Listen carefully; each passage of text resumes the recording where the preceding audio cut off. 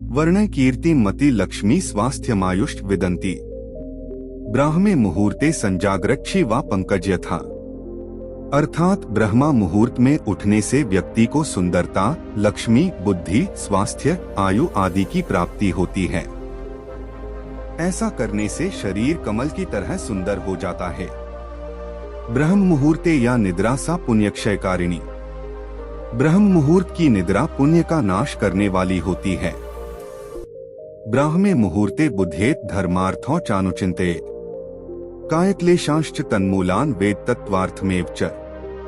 जो मनुष्य बीमारियों से मुक्त एक लंबी आयु, जीवन में धन संपत्ति, सफलता या उस अलौकिक ईश्वर को पाना चाहते हैं, ऐसे मनुष्यों को ब्रह्मा मुहूर्त के समय अवश्य उठना चाहिए। हमारी सनातन संस्कृति में बताया गया है, ब्रह्मा मुहूर्त चमत्कारिक पल या अमृत बेला सूर्योदय से 96 मिनट पहले का वो रहस्यमयी और चमत्कारिक समय जिसका ठीक से उपयोग करना अगर किसी मनुष्य को आ जाए तो वो अपने जीवन में कुछ भी हासिल कर सकता है, चाहे वो सपना कितने भी बड़ा क्यों न हो। ब्रह्म मुहूर्त में सब कुछ पाना इतना आसान होता है कि आप सोच भी नहीं सकते।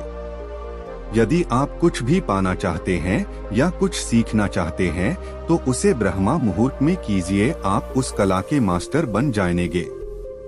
ब्रह्मा मुहूर्त में किया गया कोई भी काम ठीक उसी तरह से विकसित होता है जिस तरह से पानी, खाद और सूर्य की उपस्थिति में कोई पौधा। इसलिए इस समय को द क्रिएटर आवर्स भी कहा गया है।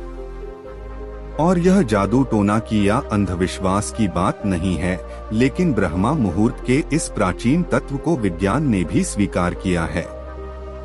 ब्रह्म मुहूर्त को हमारे शास्त्रों जैसे कि वेद, पुराण और उपनिषद में बहुत महत्वपूर्ण जगह दी गई है। यह हम आपको मनुस्मृति से दिखाते हैं। ब्राह्मे मुहूर्ते बुद्धेत धर्मार्थो चानुचिंतेत। कायक्लेशांश्च तन्मूलान वेद तत्वार्थमेव च। अर्थात ब्रह्मा मुहूर्त में उठकर हमें ध्यान यानी मेडिटेशन एवं वेदों का ज्ञान लेना चाहिए।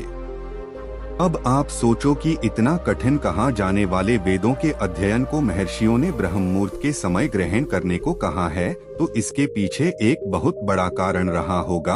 और हाँ, सच में इसके पीछे बहुत बड़ा कारण है। और सनातन धर्म के साथ साथ दूसरे धर्म के लोगों ने भी इस समय को प्रार्थना, धार्मिक अध्ययन, ध्यान, मनन, चिंतन और आयोजन के लिए महत्वपूर्ण माना है। तो अब हम आपको यह बताएंगे कि इस समय के दौरान ब्रह्मांड में ऐसा क्या होता है जो ब्रह्मा मुहूर्त के समय को इतना पावरफुल बनाता है। पहले है अच्छे मुहूर्त से शुरुआत। हम हमेशा अपने शुभ कार्यों की शुरुआत मुहूर्त देखकर ही करते हैं, जैसे कि शादी करना, गृह प्रवेश करना आदि। तो फिर हम अपने महत्वपूर्ण दिन की शुरुआत एक अच्छे मुहूर्त से क्यों न करें। लेकिन मुहूर्त किसे कहा जाता है? एक मुहूर्त 2 घड़ी का होता है। 1 घड़ी बराबर 24 मिनट और 2 घड़ी बराबर 48 मिनट और 48 मिनट बराबर 1 मुहूर्त और 24 घंटे। एक दिन में ऐसे 30 मुहूर्त होते हैं जिसकी सूची हम आपको दिखाई है। इसमें 29वें कम का मुहूर्त है। ब्रह्मा मुहूर्त और ज्ञान प्रताप के लिए, ब्रह्मा प्रताप के लिए, लक्ष्य प्रताप के लिए और अपने सर्वांगीण विकास के लिए यह ब्रह्मा मुहूर्त बहुत ही अनुकूल समय है। आपका लक्ष्य चाहिए कुछ भी हो, लेकिन उसे प्राप्त करने के लिए आपको चाहिए एकाग्रता, कंसंट्रेशन, जिसमें आपको कोई भी अंदरूनी या बाहरी चीज विचलित ना करें। और ऐसी एकाग्रता में पूरे ले में, स्टेट ऑफ फ्लो में आप जो भी कार्य करेंगे वह कार्य एक्स्ट्रा ऑर्डिनरी होगा। और इसी एकाग्रता के लिए योगी और मुनि लोग एकांत की तलाश में पहाड़ों की गुफाओं में चले जाते हैं।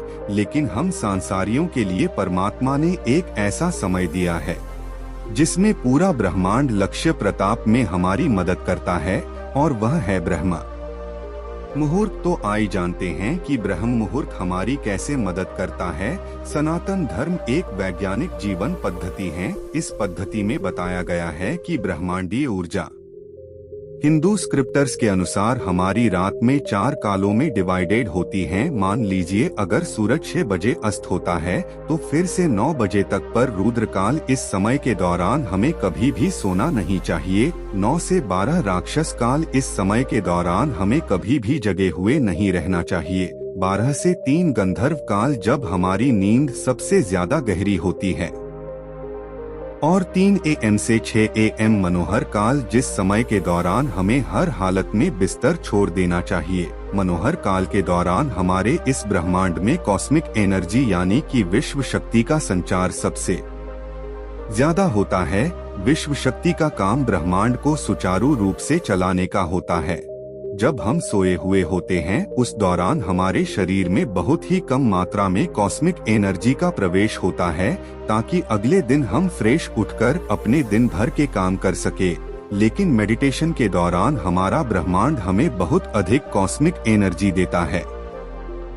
अब आप खुद सोचो कि मनोहर काल के दौरान तो पहले से ही हमारी यूनिवर्स में इतनी ज्यादा कॉस्मिक एनर्जी परसेंट होती है, और उस दौरान किया गया मेडिटेशन इतना शक्तिशाली होता है कि आपको कुछ दिनों के अंदर लौकिक आभास होने लगेंगे। आपने सबकॉन्शियस माइंड की पावर के बारे में तो पढ़ा या सुना जरूर होगा। यही विश्व शक्ति हमारे सबकॉन्शियस माइंड को इतना पावरफुल बनाती है, और इसीलिए ज्यादा से ज्यादा कॉस्मिक एनर्जी पाने के लिए साधु योगी ब्रह्मा मुहूर्त के दौरान मेडिटेशन करते हैं।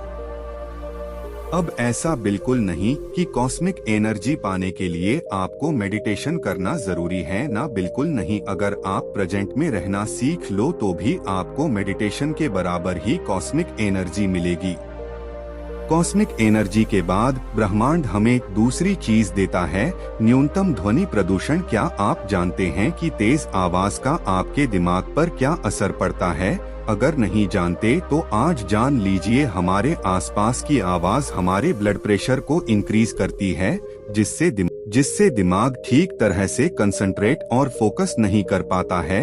हैरी पॉटर की लेखक जेके रोलिंग बताती हैं कि हैरी पॉटर लिखने समय बाहर की आवाजों की वजह से वह ठीक से कंसंट्रेट नहीं कर पाती थी, जिसकी वजह से उन्हें होटल में एक रूम लेना पड़ा था ताकि वह बाहर की अनवांटेड आवाजों से छुटकारा पाकर फोकस के साथ लिख सके। और जब बात फोकस और कंसंट्रेशन की आई है तो छोटी छोटी बातें भी अपना महत्व रखती है, और जब सुबह के समय शांत वातावरण में हम कोई भी कार्य करते हैं तब हम बहुत कम समय में बहुत ज्यादा प्राप्त करते हैं। तीसरा है शुद्ध वातावरण। क्या आप जानते हैं कि ब्रह्मा मुहूर्त के समय हमारा वातावरण सबसे पुरेस्ट फॉर्म में होता है? सुबह के समय एनवायरनमेंट में 41% ऑक्सीजन और मात्र 4% कार्बन डाइऑक्साइड होती है, यानी कि न्यूनतम प्रदूषण। अब आप जानते ही हैं कि शुद्ध हवा से सैकड़ों फायदे होते हैं, और इसका सबसे बड़ा फायदा यह है कि शुद्ध हवा हमें देती है बहुत ज्यादा शक्ति और तेज मस्तिष्क। तो आपने देखा कि ब्रह्मा मुहूर्त में ब्रह्मांड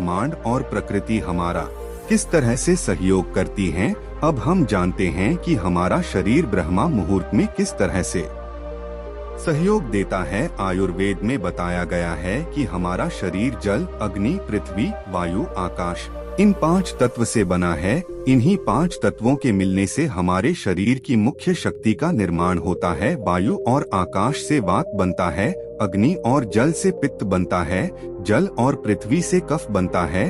अब यह जो वात शक्ति होती है वह मानसिक कार्य करने के लिए बहुत ही महत्वपूर्ण है। शाम को 2 से 6 तक और सुबह 2 से 6 तक वात शक्ति हमारे शरीर में प्रवाहित होती है। इस समय के दौरान हमें रचनात्मक और बौद्धिक कार्य करने चाहिए, लेकिन वात शक्ति के दरमियान हमें मस्तिष्क से जुड़े हुए कार्य क्यों करने चाहिए? तो यह जो वात शक्ति होती है वह हमारे शरीर के एक ऐसे चक्र से जुड़ी हुई है जो आध्यात्मिक चेतन को बढ़ता है, जो हमारी भावनाओं को भक्ति, शुद्ध ईश्वर प्रेम और निष्ठा की ओर मोड़ता है, जिसका प्रतीक हिरण है, जो अत्यधिक ध्यान देने और चौकन्नेपन का बोध है। और सबसे खास बात, इस चक्र के देवता शिव और पार्वती शिव चेतन और पार्वती प्रकृति की प्रतीक हैं, जिससे में ब्रह्मा का ज्ञान होता है। और इस चक्र का नाम है अनाहत चक्र। और जब ब्रह्मा मुहूर्त में वात शक्ति हमारे शरीर में प्रवाहित होती है, ऐसे समय हम कोई बौद्धिक कार्य करते हैं तो यह अनाहत चक्र भी अपना प्रभाव दिखाना शुरू कर देता है। अनाहत चक्र का रंग हल्का नीला आकाश का रंग है। अनाहत का समान रूप तत्व वायु है। वायु प्रतीक है स्वतंत्रता और फैलाव का, और आकाश प्रतीक है अनंतता का, जो हमारी रचनात्मक को, हमारे ज्ञान को अनंत तक फैलाने में मदद करता है। अनाहत चक्र से उदय होने वाली दूसरी शक्ति संकल्प शक्ति है, जो इच्छा पूर्ति की शक्ति है। आपका अनाहत चक्र जितना अधिक शुद्ध होगा, उतनी ही शीघ्रता से आपकी इच्छा पूरी होगी। अच्छी गहरी नींद के बाद ब्रह्मा मुहूर्त में मस्तिष्क अपेक्षाकृत ज्यादा शांत और क्रियाशील होता है।